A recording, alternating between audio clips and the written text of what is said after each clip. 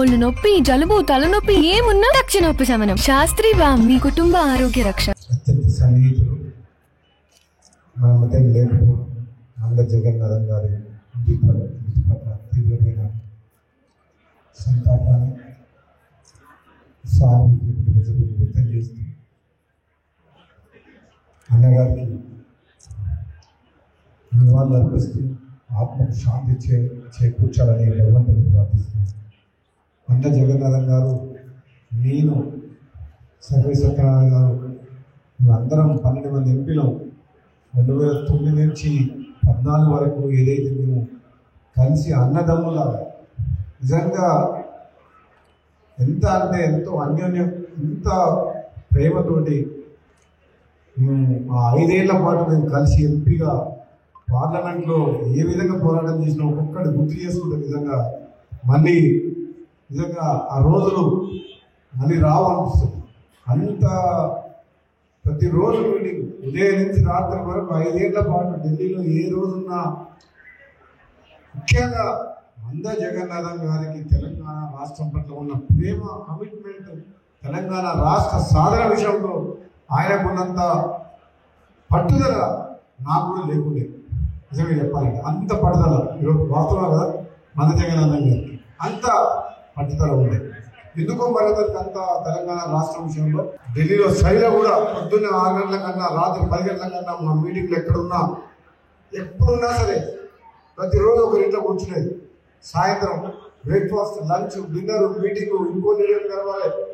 దేశంలో ఉన్న అన్ని రాజకీయ పార్టీలకు సంబంధించిన నాయకులను, ఎంపీలను, సోనియా గాంధీని, కాంగ్రెస్ పార్టీ ఆది నాయకత్వాన్ని ఎప్పటికప్పుడు 5 ఏళ్ల పాటు ఒకవైపు ఇక్కడ ఉద్యోగం నడుస్తుంటే, ఒకవైపు ఇక్కడ విద్యార్థులు, యువకులు ఆత్మ బలిదానం చేస్తుంటే అక్కడ మేము తెలంగాణ గొంతు ఒక్క రోజు కూడా ప్రశాంతంగా కూర్చోలేదు.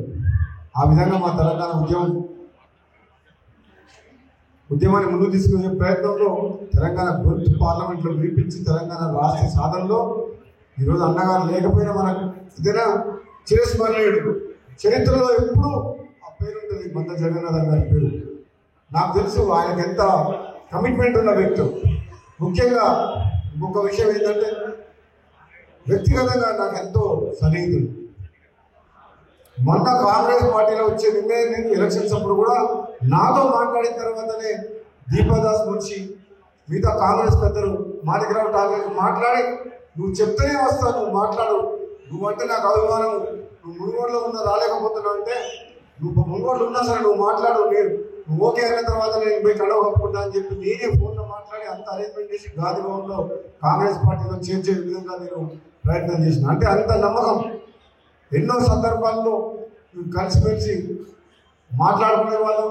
తెలంగాణ రాష్ట్ర సాధన కోసం ఏ విధంగా మనం ముందుకు పోవాలని చెప్పి ఆలోచన చేసి తెలంగాణ రాష్ట్రాన్ని సాధించుకోవడం జరిగింది.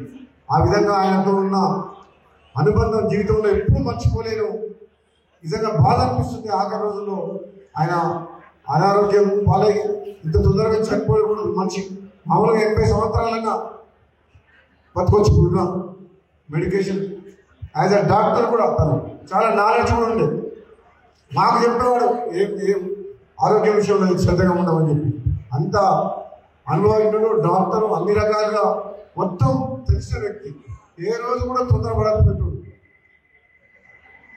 చంపాపేట ఇంటికి కూడా మనందరినీ కూడా ఎన్నోసార్లు పిలిచి ఎంపీగా మీటింగ్ పెట్టడం తెలంగాణ రాష్ట్రం కోసం. నిజంగా మంద జగన్నాథం గారిని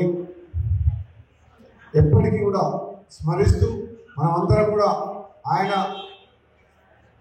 తెలంగాణ ప్రజలకు, ముఖ్యంగా నాగర్ కర్నూలు, మహబూబ్నగర్ జిల్లాలో ఎంతో మందికి కష్టాల్లో ఉన్న వాళ్ళకు అభివృద్ధి విషయంలో కానీ చాలా సేవ చేసింది. కాబట్టి ఎప్పటికీ మనం గుర్తుపెట్టుకోవాలి.